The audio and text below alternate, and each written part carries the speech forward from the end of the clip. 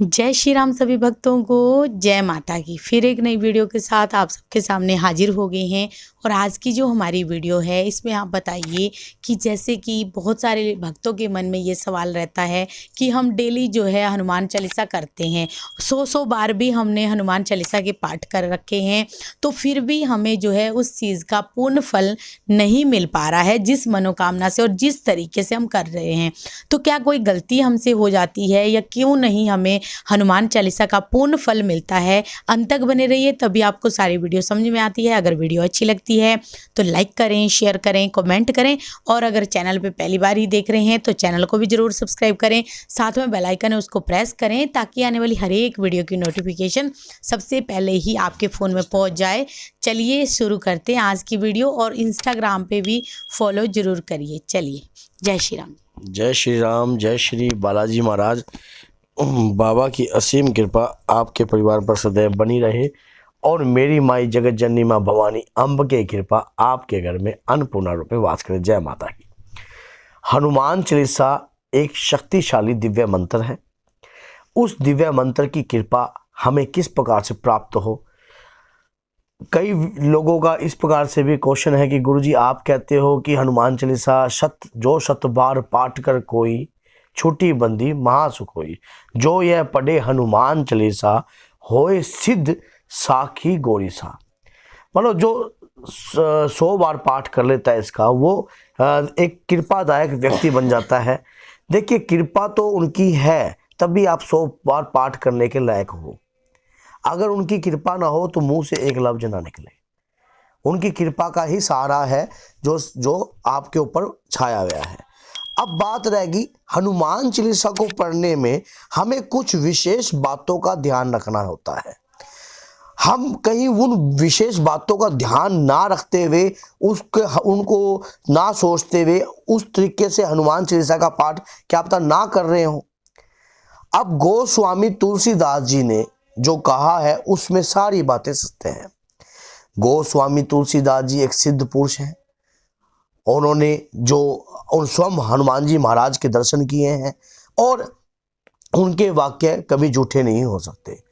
उनके द्वारा रचित हनुमान चालीसा की रचिता भी वही है। अब हनुमान चालीसा के अंदर हमें समझने की क्या आवश्यकता है? सबसे बड़ी जो मेन बात है, हनुमान चालीसा जो है एक दिव्य शक्तिशाली मंत्र है। जैसा मैंने अपनी पिछले एक वीडियो में बताया था, कई बार मंत्रों का अगर गलत उच्चारण होता है तो उसका गलत साइड इफेक्ट भी होता है, वो दोष रूप भी हो जाता है। कई बार हम संकल्प लेकर चलते हैं किसी दिव्य पाठ का, तो उस पाठ को जल्दबाजी में करने से हमें उस पाठ का पूर्ण फल प्राप्त नहीं होता है। हनुमान चालीसा जो 100 बार पाठ कर कोई छूटी बंदी महासुख होई, हर प्रकार के बंधनों से वो व्यक्ति मुक्त हो जाता है। कोई बंधन, कोई कराई किसी भी प्रकार की करी हुई चीज भविष्य में भी उस व्यक्ति के ऊपर नहीं आती है। लेकिन करना कैसे है? जब हम हनुमान चालीसा का पाठ करते हैं तो जल्दबाजी में पाठ कभी नहीं करना चाहिए। अब हमने टारगेट रख दिया कि 100 बार, मान लो 100 बार जो ये पाठ करना है, आपने 100 बार पाठ करना है। अब आप करोगे श्री गुरुचरण, रट्टाफिकेशन में ये पाठ कभी नहीं होता। ये पाठ दिव्य है, शीतलता लाता है, मन में कृपा की प्राप्ति करवाता है, आपके शरीर पर बाबा की कृपा के पात्र बनते हो आप। तो इस पाठ को मन की शांति के साथ करना चाहिए, जल्दबाजी में कभी नहीं करना चाहिए। जल्दबाजी में किया हुआ पाठ कभी भी आपको फलीभूत नहीं रहेगा। आप सोचते हो कि जो 100 बार पाठ कर कोई छुट्टी बंदी मासुख होई, ये कोई झूठी बात नहीं है। 100 बार तो ऐसा सिमरन दीजिए प्रभु को जिससे वो आनंदित हो जाएं। ये पाठ जल्दबाजी में कभी ना करें। अगर जल्दबाजी में करोगे तो ये पाठ का पूर्ण फल आपको प्राप्त नहीं होगा। आपने पढ़ना है ऐसा लव लय बनाकर पढ़ना है, श्री गुरु चरण सरोज रज निज मन मुकर सुधार। अपने लय से मतलब आपने मगन हो जाना है उस दिव्य पाठ के अंदर। फिर दूसरा, कई बार हम क्या करते हैं कि जैसा कि हम सोचते हैं कि हम सुबह नहा लिए और जब हम पूजा याचना करने जाते हैं तब हम सोचते हैं कि अब हम इस पाठ को कर रहे हैं, हम इस पाठ को मान लो उसमें फिर क्या हम बैठ जाते हैं उस साधना के अंदर 100 बार फिर करते हैं। शुद्ध स्नान होकर पवित्र होकर जब आप इस पाठ को 100 बार 100 बार करने की सोच रहे हो तो आप पुरुष व्यक्ति ने धोती पहनकर ही इस पाठ को करना चाहिए।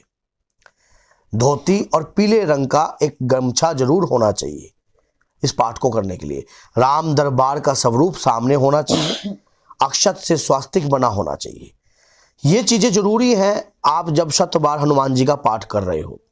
और एक पान का बेड़ा डेली आपने हनुमान जी को अपने भोग के रूप में लगाना होता है।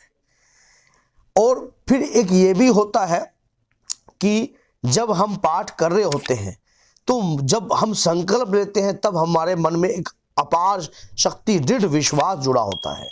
लेकिन जब हम संकल्प हम बीच में पहुंचते हैं तब हम सोचते हैं कि बहुत हम उसको बोझ समझने लग जाते हैं, अपने ऊपर भार समझने लग जाते हैं। तो ये चीज इस प्रकार की जब भावना आपके अंदर आने लग जाए तो समझ लेना आपकी परीक्षा स्टार्ट हो गई है। भगवान के प्रति, उस दिव्य पाठ के प्रति, उस कृपा के प्रति जब आपके मन में इस प्रकार के विचार उत्पन्न होने लग जाते हैं तो समझ लेना कि बाबा तक आपकी आवाज पहुंच गई है। अब बाबा अपने भक्तों को देखेंगे कि किस तरह से ये पाठ कर रहा है। मन की इंद्रियों को कंट्रोल करना होता है, अपने मन पर पूर्ण रूप से नियंत्रण पाना होता है। रोज हनुमान जी की अगर आप कृपा प्राप्त करना चाहते हो, रोज के 11 पाठ हनुमान जी के आपको रोज करने चाहिए। रोज 11 पाठ इस जल्दबाजी से कभी मत कीजिए जो आपको भी पसंद ना आए।